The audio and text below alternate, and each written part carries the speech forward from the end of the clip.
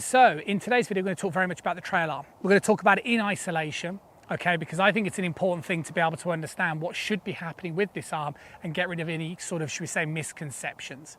The first things first, in the backswing position, the relationship between your forearm, okay, and let's say your biceps, so your upper and lower arm should be about 90 degrees.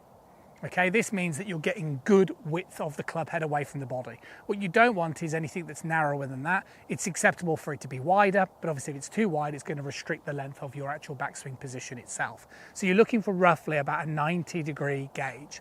In terms of how close your upper arm should be to the side of your body, this would again be determined on your swing shape. So for golfers who might swing the left arm a lot lower, your upper arm is going to be closer. For golfers who swing the left arm much higher, your upper arm is going to be further away.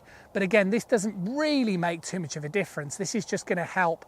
The higher you go, the more your hands are going to be higher, obviously. The lower you go, the more your hands are going to be lower. But let's just say for today's video, this is more of a preference than anything else. Now, the question is, wherever you end up in the top of the backswing position, we need this 90-degree angle. Now, what should happen as we start the downswing is that my forearm is going to move away from my bicep. Okay, this is going to happen. And as I do this motion, can you see the way the club head is now moving away from me? Okay, now you'll think, okay, well that's, isn't that a casting motion? And you'd be correct. If you did that motion on its own, that would be a cast. So simultaneously, what needs to happen is that your upper arm, okay, so this bit, my tricep, has to move to the side of my body. So as my tricep moves towards my hip, as my arm is straightening, that's the correct release. And the correct release should really feel, again in isolation, should really feel like if I was going to let go, the club would come down, pretty much down towards my toe line. See what I'm doing here? So the movements that are very much wrong is to just drive the elbow, okay, because this would get too narrow. And the movement that's also wrong is to just throw the arm without this moving as well. Those two movements would be very wrong.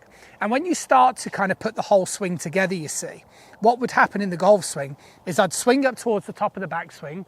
My lower body would move progressively towards my lead side. This produces a tilt, so my right shoulder drops down. And because my right shoulder drops down, that's how we end up getting that right arm in the back of the ball.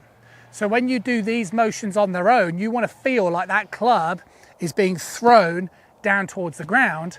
But in reality, because we move this way, that's how you're going to get the club on the back of the ball. And I think it's an important video because I meet golfers that have misconceptions, and hopefully this will clear some stuff up.